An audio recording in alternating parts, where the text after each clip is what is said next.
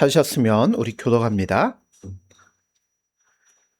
모세가 그의 장인 미디안 제사장 이드로의 양떼를 치더니 그 떼를 광야 서쪽으로 인도하여 하나님의 산 호렙의 이름에 여호와의 사자가 딸기나무 가운데로부터 나오는 불꽃 안에서 그에게 나타나시니라. 그가 보니 딸기나무에 불이 붙었으나 그 딸기나무가 사라지지 아니하는지라. 이에 모세가 이르되 내가 돌이켜 가서 이 큰 광경을 보리라.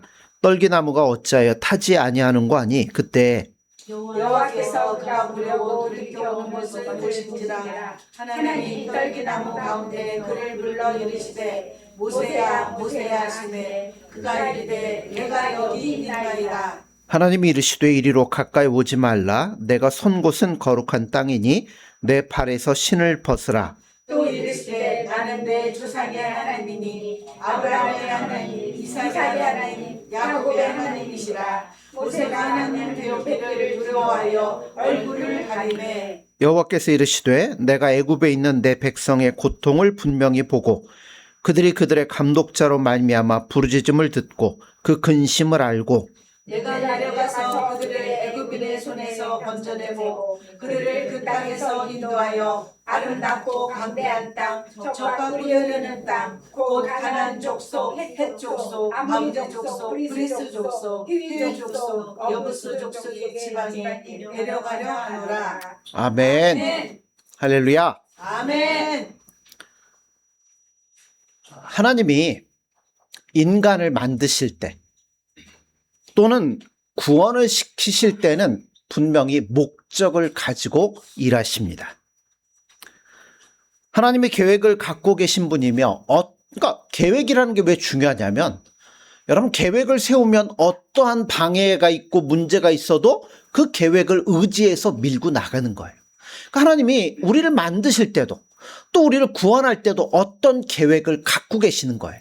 목적을. 그래서 어떤 방해가 있고 어떤 문제가 있어도 끝끝내 그 계획을 이루어내시고자 하는 고집을 갖고 계시는 분이 누구냐면 하나님이시라는 겁니다.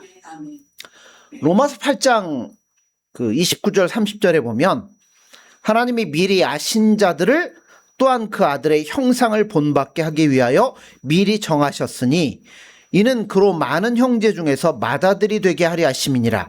또 미리 정하신 그들을 또한 부르시고 부르신 그들을 또한 의롭다 하시고 의롭다 하신 그들을 또한 영화롭게 하셨느니라 라고 말씀합니다. 미리 아신 자들로 누구를 본받게 해요? 아들의 형상을 본받게. 아들이 누구예요? 예수님이죠. 예수님은 그래서 지금 어디 계시냐면 하나님의 보좌 우편에 계십니다. 그거는 장소적으로 하늘이고 어디고 장소를 의미하는 게 아니라 예수님이 갖고 있는 수준과 영광과 지위가 어떠한지를 보여주신다는 거예요. 그런데 그 자리까지 누구를 이끄시겠다고요? 우리를 이끌어 가시겠다는 겁니다. 32절에 보니까 자기가 계획하신 것을 완성하기 위해서 아들을 희생하셨다라고 말씀하고 있어요. 그러니까 하나님은 자기가 갖고 있는 계획에 대해서 얼마만한 집념과 열심을 갖고 있는지를 여러분들이 이해를 하셔야 된다는 겁니다. 이거를 다른 말로 얘기하면 예정이라고 그래요. 신학적인 용어는 예정이라고 하는데 자, 우리는 예정이 되어 있습니다. 근데 여러분 이 시간에 저를 비롯하여 여러분들은 천국에 가기가 상당히 곤란합니다. 왜 곤란하냐면 계획하신 목적과 수준으로 완성되어 있지 않기 때문에 아직은 갈 수가 없는 거예요. 이게 하나님이 나에게 원하는 그 모든 것들이 이루어질 때 하나님이 우리를 데려가시는 겁니다. 그러나 여러분 완성되지 않았다고 그래서 낙심할 이유는 전혀 없습니다. 왜냐하면 그 모든 일들은 누가 하는 거냐면 예수님이 하고 하나님이 하는 거예요. 내가 얼마만큼 노력하고 얼마만큼 열심을 내면 하나님이 원하는 기준에 합당할 수 있을까요? 안 돼요. 그러니까 우리 힘으로는 안 되고 오직 예수님의 은혜밖에는 될 수가 없다는 겁니다. 아멘. 자, 출애굽의 목적은 그래서 뭐냐면 오늘 읽은 본문, 내가 너희들 고통하는 것 고생하는 것 다 들었다. 그리고 누구를 부르셨어요? 모세를 불렀어요. 그리고 출애굽을 시키는데 출애굽 시키는 목적이 뭐예요? 그렇죠. 적과 꿀이는 가나안 땅에 들어가기 위해서 출애굽을 하는 거예요. 그러나 이스라엘 백성들은 우리가 성경을 통해서 아는 것처럼 출애굽을 나오자마자 가나안 땅으로 들어가질 않습니다. 그리고 어디에서 유리를 해요? 광야에서 40년을 유리를 합니다. 우리가 살펴봐야 될 것은 이런 거예요. 자, 우리가 들어가야 될 것은 어디예요? 가나안이죠. 그리고 들어가기 위해서 출발해야 되는 장소는 어디예요? 애굽이죠. 애굽과 가나안 사이는 거리가 뭐예요? 멀다는 것, 상당한 거리가 있다는 겁니다. 그래서 출애굽이라는 것은 내가 예수님을 믿고 새롭게 거듭나는 걸 얘기한다면, 가나안은 여러분 뭐겠어요? 천국이라고도 말할 수 있지만 다른 말로 얘기하면 예수님 안에 온전히 우리가 붙어있는, 하나 되는, 동거하는, 동행하는 그것을 얘기하는 거예요. 그러니까 여러분, 출애굽의 경험은 누구나 가질 수 있지만 가나안에 예수님과 동행하고 예수님과 하나 되는 경험은 할 수도 있고 못할 수도 있다는 거예요. 그래서 우리의 경험 속에서 가나안 입국의 경험을 가질 수도 있고 못 가지기도 하는데, 그럼에도 불구하고 출애굽의 경험은 누구나 다 똑같이 한다는 겁니다. 자, 그런데 여러분 보세요. 자, 중단 잡초까지 치면 한 200만 명이 나왔어요. 근데 여러분 홍해를 건너고 가나안 땅에 들어가는 사람은 누구밖에 없어요? 여호수아와 갈렙. 그죠? 그리고 그 광야에서 태어났던 그 2세대들 외에는 없다는 겁니다. 이 출애굽 사건에서 제일 중요한 인물이 누구냐면 모세죠. 모세가 처음으로 그의 이름으로나 부름받은 상황으로나 모세가 지적하고 싶은 것은 우리가 다 모세일 수 있다는 거예요. 무슨 얘기냐면 그렇게 훌륭했던 모세도 어디는 못 들어가요? 가나안 땅에는 못 들어갔다는 겁니다. 우리는 가나안에 가야죠.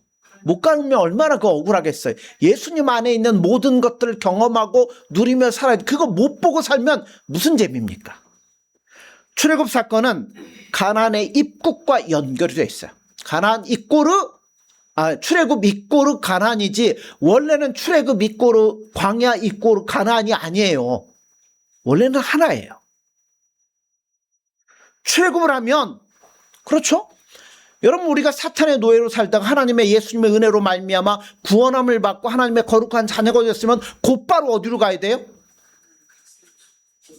가나안으로, 예수님 품 안으로 바로 가야죠. 바로 들어가야 됩니다.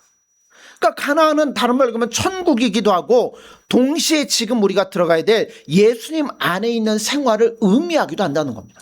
그러니까 여러분 구원받았으면 누구한테로 바로 가는, 예수님 안으로 바로 가야 돼요. 광야에서 쓸데없이 헤매이다가 여러분 그거 하면 그것처럼 손해보고 어려운 게 어디 있습니까?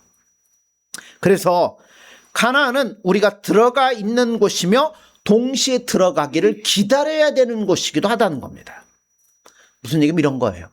우린 천국 백성임에도 불구하고 천국에 들어가기 위해서 오늘 뭐 해야 되냐면 예수님의 손길로 만들어지고 다듬어져야만 되는 존재라는 것을 여러분 기억하셔야 된다는 겁니다. 그러니까 어떻게 보면 늘 고개 뻣뻣이던 우리는 의인이면서도 예수님 앞에는 머리 숙여, 예수님 나는 죄인일 수밖에 없습니다. 이게 동시에 나올 수밖에 없는 게 우리의 존재라는 거죠.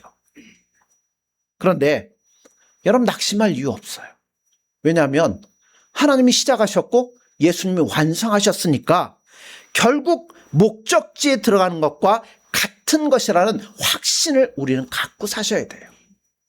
하나님이 자신이 하나밖에 없는 아들을 희생해서 나를 살리시고 나를 구원시키셨다? 그럼 내가 엉뚱한 길로 가도록 내버려 두시겠어요? 절대 아니라는 거죠.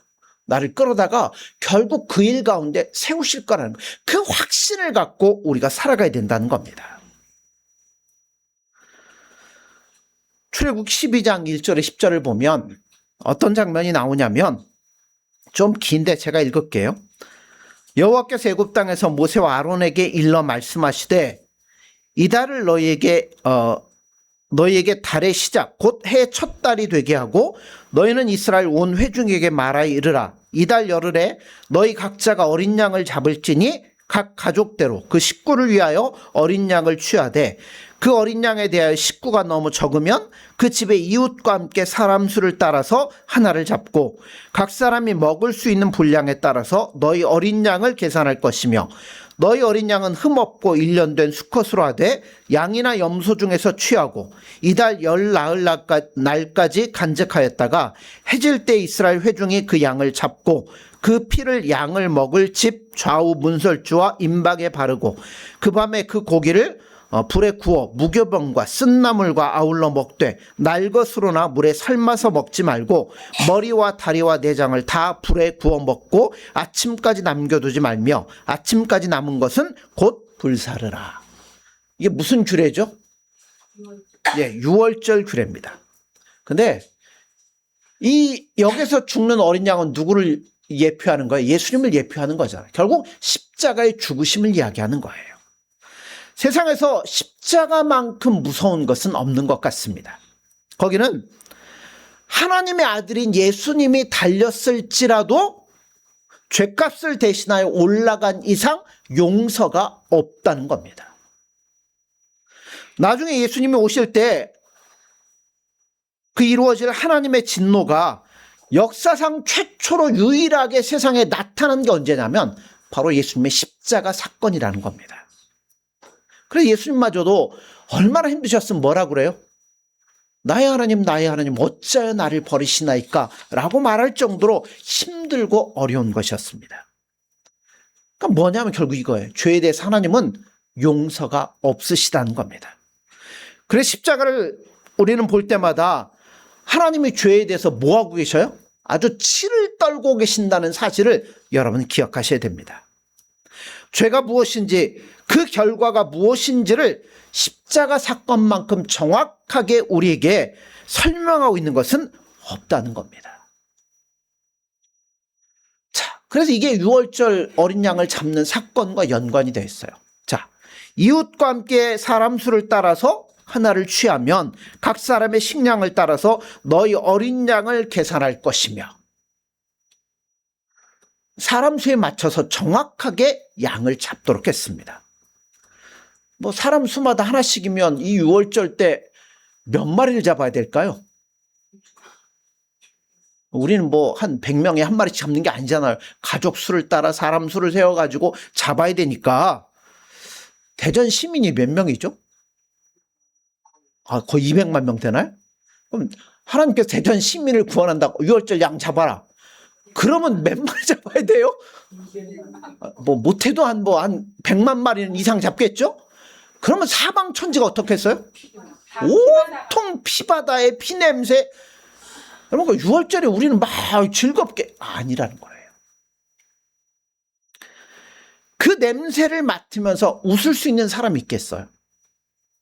나를 대신하여 양이 죽지 않으면 누가 죽는 거예요? 내가 죽어야만 되는데, 그러므로 양을 잡는 것, 그것 자체만으로도 어떻게 보면 분위기가 무섭고 살벌할 수밖에 없다는 겁니다.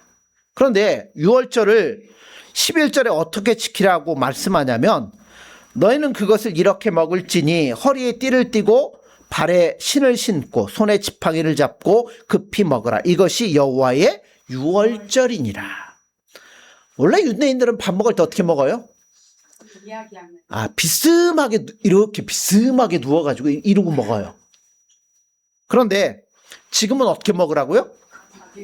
띠를 띠고 신을 신고 지팡이를 짚고 서서 먹으라고 말씀합니다. 이게 뭘 의미할까요? 여러분, 어렸을 때 운동회 하면 달리기 하시죠? 달리기 하면 출발 전에 쓰면 어떻게 해요, 여러분들? 딱 준비를 하고 이제 딱 뛰려고 이렇게 준비를 하고 있잖아요. 똑같아요. 지금 뭐 하는 장면이에요? 나가려고 바로 출애굽하려고 준비하고 있는 겁니다. 그러므로 유월절은 꼬링이 아니라 뭐예요? 출발점이라는 겁니다. 이게 뭘 의미하냐면 예수 믿었다고 다 끝난 게 아니에요. 이제 뭐 하는 거예요? 시작인 거예요. 시작. 이제부터 시작. 우리의 최고의 사명은 내가 하나님의 사람으로 예수님과 얼마나 동행하며 얼마나 하나님의 사람으로서 닦여져 있느냐 하는 것을 나타내는 겁니다. 그러니까 내가 만나는 환경과 사람과 이런 사람 속에서 내가 얼마나 예수님을 닮아가는 사람이냐 하는 걸 나타내는 싸움이 오늘 우리에게 있는 싸움이라는 겁니다. 그 싸움의 출발이 출애굽이고 도착과 완성은 가나안 입국이라는 겁니다. 또한 출애굽에서 우리가 구원에 대한 또 하나의 사건은 홍해예요. 이스라엘 백성들이 홍해를 건너죠. 홍해는 다른 말로 하면 뭐라고 그래요? 거기서 세례를 받았다라고 얘기하는 겁니다. 우리가 세례는 어떻게 받는 거예요? 이제 내가 온전히 예수님을 믿고 오직 예수님만 의지하며 살아가겠습니다 하는 의미에서 교회는 세례를 주고 세례교인이라고 인정을 하는 거예요. 그러니까 나의 옛사람은 여기서 뭐 하는 거예요? 네, 그때 침례교인들은 물속에 들어가요. 제가 예전에 옥천에 하동교회 있을 때 가끔 침례교인들이 그 앞에 개천이 있어요. 그러면 침례식 한다고 이제 교회로 와요. 와가지고 이제 교회 이제 좀 씻고 뭐하고 하려면 거기 좀 빌려달라고 하는데 그 사람들이 진짜 물속에 통째로 싹 들어갔다 나오더라고요. 반면 우리는 뭐예요? 살수레 그러죠. 음이라, 그러니까 물만 살짝 손에 적셔서 뿌리는데 물속에서 나는 완전히 죽고 새로운 사람이 되었습니다. 즉 예수님 안에 새로운 출발을 시작합니다 하는 게 홍해를 건너는 사건입니다. 그런데 보세요. 출애굽을 하고 홍해를 건넜어요. 나는 이제 다 죽었습니다. 예수님 안에 살겠습니다 했는데 이스라엘 백성들이 가나안에 들어가지 못하고 몽땅 광야에서 죽었습니다. 민수기 13장에 보면 모세가 가데스 바네아에서 12명의 정탐꾼을 택하여서 정탐을 하라고 오라고 보내요. 이 사람들이 40일 동안 가나안을 곳곳을 다니면서 정탐을 합니다. 그리고 와서 보고하는데 10명이 뭐라고 그래요? 갔더니 그 땅은 별로 안 좋고요. 좋은데 별로 안 좋고요. 거기는 막 장대한 사람들 살아갔고요. 우리는 갔다가는 다 죽으니까 그거 가면 안 됩니다. 그 예를 듣고 수많은 이스라엘 백성은 다 뭐예요? 하나님을 원망하고 애굽으로 돌아가자고 난리 법석을 치기 시작합니다. 그때 하나님이 진노를 하십니다. 그리고 온 이스라엘 백성들을 다 죽이시려고 합니다. 그때 모세가 울며 불며 하나님 앞에 매달려서 하나님이 겨우 그들의 생명만은 건지게 됩니다. 그런데 이 문제에 대해서 하나님은 어떻게 판결하시는가 하는 것들을 우리가 봐야 돼요. 자, 민수기 한번 보죠. 민수기 14장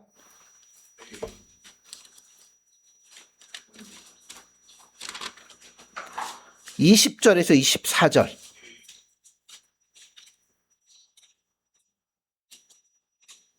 (20절에) 24절 우리 교독합니다. 여호와께서 이르시되 내가 내 말대로 사노라. 그러나 진실로 내가 살아있는 것과 여호와의 영광이 온 세계에 충만할 것을 두고 맹세하노니 내 영광과 애굽과 광야에 생한 내 이적을 보고서도 이같이 10번이나 나를 시험하고 내 목소리를 청종하지 아니한 그 사람들은 내가 그들의 조상에게 맹세한 땅을 결단코 보지 못할 것이요 또 나를 멸시하는 사람은 단 한 사람도 그것을 보지 못할 같이 봅니다. 그러나 내 종 갈렙은 그 마음이 그들과 달라서 나를 온전히 따랐은즉 그가 갔던 땅으로 내가 그를 인도하여 드리리니 그의 자손이 그 땅을 차지하리라. 아멘. 자, 32절에서 34절 우리 또 교독합니다. 너희의 시체는 이 광야에 엎드러질 것이요 너희 자녀들은 너희 반역한 죄를 지고 너희 시체가 광야에서 소멸되기까지 40년을 광야에서 방황하는 자가 되리라. 같이 봅니다. 너희는 그 땅을 정탐한 날수인 40일의 하루를 1년으로 쳐서 그 40년간 너희의 죄악을 담당할지니 너희는 그제서야 내가 싫어하면 어떻게 되는지를 알리라 하셨다 하라. 자, 또 봅니다. 28절에서 30절입니다. 14절. 그들에게 이르기를 여호와의 말씀에 내 삶을 두고 맹세하노라. 너희 말이 내 귀에 들리는 대로 내가 너희에게 행하리니 너희 시체가 이 광야에 엎드려질 것이라. 너희 중에서 20세 이상으로서 예수 믿는 자 곧 나를 원망한 자 전부가. 같이 봅니다. 여분네 아들 갈렙과 눈의 아들 여호수아 외에는 내가 맹세하여 너희에게 살게 하리라 한 땅에 결단코 들어가지 못하리라. 아멘. 아멘. 자, 20세 이상 되는 모든 사람들은 그들이 하나님의 말씀을 믿지 않은 연고로 인하여 여호수아 갈렙 외에는 아무도 가나안 땅에 들어가지 못하고 광야에서 다 죽게 될 것이라고 말씀하십니다. 자, 한번 머릿속에 떠올려 보세요. 이스라엘 백성들이 홍해를 건너서 시나이 반도를 거쳐 시내산까지 이르게 됩니다. 그리고 거기에서 가데스 바네아로 가서 12명의 정탐꾼을 보냈다가 이들로 말미암아 하나님이 그들에게 실망하시고 40년 동안 광야에서 유리하도록 만드십니다. 그리고 그 가데스 바네아에서 이 가나안 땅으로 들어가는 길에는 강이 원래 없어요. 자, 출애굽하면 내가 예수님 안에서 이제 물속에서 홍해를 건너면서 나는 여기에 다 죽고 나는 새로운 사람이 되었습니다 하고 나온 거예요. 그런데 자, 여호수아 갈렙 외에는 다 죽고 나머지 세대는 그 애굽 2세대들은 광야 2세대들은 뭘 안 건넜어요? 홍해를 안 건넜잖아요. 그러니까 뭘 해야 돼요? 다시 건너야 돼. 홍해로 가서 건넙니까? 안 건너죠. 그러니까 어디로 가요? 하나님이 그들을 요단강을 건너. 원래 쭉 가면 요단강 없이 이스라엘 땅에 들어가는데 이거를 다시 이렇게 돌려가지고 요단강을 건너는 사건이 있도록 하나님이 그들에게 의도를 하신다는 겁니다. 그러므로 애굽과 가나안 사이에 건너야 할 강은 언제나 하나가 있다는 사실을 하나님이 보여주신다는 겁니다. 그러니까 광야에 새롭게 태어난 신세대들이 그 강을 건너면서 1세대하고는 다르게 믿음으로 건너잖아요. 그 건너야만 한다는 겁니다. 애굽을 나온 사람들에게 다시 건너야 할 강이 없었다는 것은 광야는 가나안과 연결된 땅이며 그 광야 자체가 가나안에 포함되어 있다는 것을 우리에게 가르쳐주고 있습니다. 그래서 이스라엘 백성들이 요단을 건너 가나안 땅에 들어가게 되는데요. 무슨 얘기예요? 이런 거예요. 사탄에게서 빠져나오면 여러분 다른 데다 눈 돌리면 어디에 다시 끌려가는 거예요? 사탄에게 끌려가는 거예요. 그러니까 거기서 나오면 우리는 바로 어디로 가야 되냐면 예수님의 품 안으로 들어가야만 된다는 겁니다.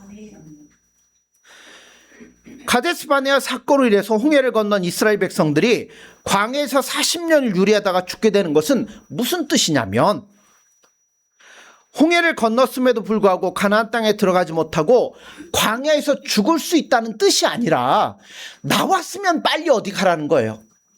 예수님의 품 안에 가라는 거예요. 집 나오면 애들이 하는 말이 뭐 있죠? 개고생이라는 거죠.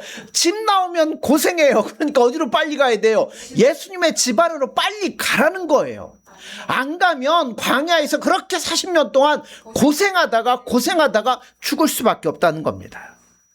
그래서 원래 있던 곳을 나오면 다른 장소가 바로일 수밖에 없음을 확실히 하는 의미에서 등장하는 게 뭐냐면 요단강이라는 겁니다.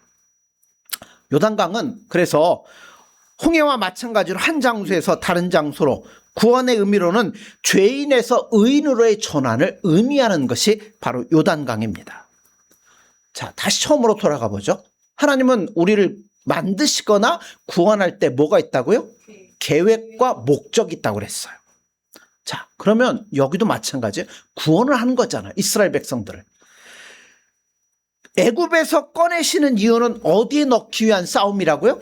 가나안 땅, 예수님 안으로 들어가기 위한 싸움이라는 겁니다. 홍해를 빠져나오고서도 가나안에 들어가지 않으면 뭐 하겠어요? 광야에서 죽어 있어야지. 우리 예수님의 은혜로 말미암아 구원함을 받고 예수님의 품 안으로 들어가지 않으면 우리 뭐 하겠어요?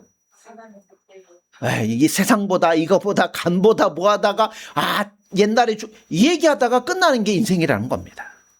그래서 여러분 그런데 보세요. 그렇다고 해서 구원이 취소되는 법은 없습니다. 왜냐하면 이스라엘이 40년 동안 유리하는데 먹을 거 다 먹었어요. 그죠? 40년 동안 뭐예요? 계속 말도 안 들으니까 니들 그냥 안 줘. 하나님 안 그러시잖아요. 끄집어낸 사람들이기 때문에 만나와 메추라기를 주십니다. 애굽이 좋다고 돌아간다고 아우성을 쳤지만 돌아간 사람이 있습니까? 하나도 없습니다. 밤낮 만나를 먹고 불평만 하다가 40년 동안 광야를 돌아다닙니다. 그 와중에도 불기둥과 구름기둥으로 그들을 계속 보호하셨고 의복이 헤어지지 않았고 발이 부르트지 않았다라고 성경은 말씀합니다.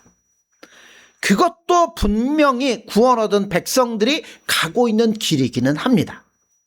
그러나 진정한 의미에서 가나안은 아니에요. 그렇기 때문에 거기에는 모험도 없고 여러분 전쟁도 없고 승리도 없고 맛보는 기쁨도 없을 수밖에 없다는 겁니다. 이와 같은 차원에서 지금 우리 신자들에게 가장 중요한 일이 있다면 애굽을 나와서 예수님의 품으로 들어가지 않으면 중간에 미아가 될 수밖에 없다는 게 바로 우리의 모습이라는 겁니다. 출애굽 12장 25절 27절에 보면 너희는 여호와께서 허락하신 대로 너희에게 주시는 땅에 이를 때 이 예식을 지킬 것이라. 이후에 너희가 자녀가 묻기를 이 예식이 무슨 뜻이냐거든 너희는 이르기를 이는 여호와의 유월절 제사라. 여호와께서 애굽 사람에게 재앙을 내리실 때 애굽에 있는 이스라엘 자손의 집을 넘으사 우리의 집을 구원하셨느니라 하라 하매 백성이 머리 숙여 경배하니라. 하나님의 유월절 예식은 어디 들어가면 지키라고요? 가나안 땅에 들어가거든 행하라는 겁니다. 그런데 그들은 광야 생활 동안에 불평하고 원망만 하다가 다 죽었어요. 유월절 행사 한 번도 못했다는 겁니다. 매일같이 똑같은 음식을 먹고 똑같은 현실 속에 사는 게 어떻게 보면 여러분 40년 동안 만나만 먹었다고 생각해 보세요. 그러니까 이스라엘 백성 나중엔 뭐예요? 이걸 치지고 볶고 삶고 별의별 방법을 동원해서 다른 맛을 한번 내보려고 하잖아요. 얼마나 그 생활이 여러분 지겨웠겠습니까? 그런데 여러분 비교하려면 애굽과 광야를 비교하지 말고 어디하고 비교해요? 가나안하고 비교해야 될 거 아닙니까? 젖과 꿀이는 가나안 땅이라고 말했어요. 그렇지 않으면 광야에서 유월절은 어떤 의미도 없다는 겁니다. 젖과 꿀이 흐르는 곳, 더 이상의 욕심을 낼 수 없는 풍성한 곳에서 이 예식은 더욱더 빛이 날 겁니다. 왜냐하면 그 예수님 안에서 예수님의 은혜로 말미암아 이 모든 것이 이루어졌음을 고백하며 예수님과 즐거이 동행하는 것이 얼마나 행복하고 아름답겠습니까? 여러분 그 생활 하고 계십니까? 누구나 다 예수 믿으면 들어가야 되는 곳입니다. 그런데 못 들어가고 있습니다. 이게 문제죠. 그래 출애굽 사건은 우리에게 의외의 질문들을 던지고 의외의 깨달음을 주게 되는데 우리는 당연히 어디 안에 있어야 돼요? 가나안 속에 속해 있어야 되는 사람들입니다. 예수님 안에 있을 수밖에 없는 자들이에요. 근데 이걸 왜 못 누리고 있을까요? 모르기 때문에 그렇다는 겁니다. 여호수아 갈렙은 여러분 어떻게 들어갔어요? 믿음으로 들어갔습니다. 여호수아 갈렙이라고 딴 거 뭐 똑같이 뭐 안 보였겠어요? 거기에 장대한 네피림의 후손들이 살고 다 봤는데 이들은 무슨 눈으로 보는 거예요? 믿음의 눈으로 보는 겁니다. 그렇기 때문에 이들은 여러분 광야의 그 길을 다 건너 하나님이 약속하신 가나안의 축복의 땅에 들어가게 되는 겁니다. 아멘. 여러분 우리도 마찬가지죠. 우리도 믿음의 눈으로 예수님을 보셔야 됩니다. 아멘. 출애굽했으면 예수님 안에 들어가야지 안 들어가면 고생은 고생대로 하고 미아와 같이 헤매이다가 여러분 별로 안 좋아요. 그러므로 믿음의 눈으로 하나님을 바라보시고 예수님을 바라보시고 예수님 안에 온전히 들어가셔서 여호수아 갈렙처럼 그 땅에서 기쁨을 누릴 수 있는 저와 여러분들 되어지기를 간절히 소원합니다. 기도하겠습니다.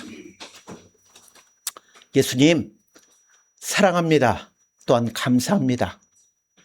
우리를 사랑하시되 하나밖에 없는 독생자를 주시기까지 사랑하시며 우리를 가나안 땅에 기어코 이끌어내실 하나님의 손길을 저희들이 이 시간 기대하며 바라봅니다.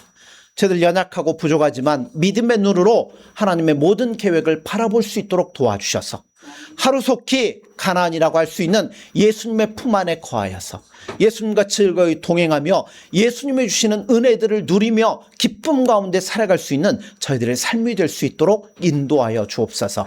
우리에게 믿음을 주옵소서. 여호수아 칼렙 같은 믿음을 허락하여 주셔서 눈에 보이는 게 전부가 아님을 깨달을 수 있도록 도와주시고 그 이면에 역사하시는 하나님의 계획과 섭리를 바라볼 수 있는 시각을 우리에게 허락해 주셔서 어떠한 환경 가운데서도 예수님만을 사랑하며 나아갈 수 있는 복된 삶이 되어지도록 함께하여 주옵소서.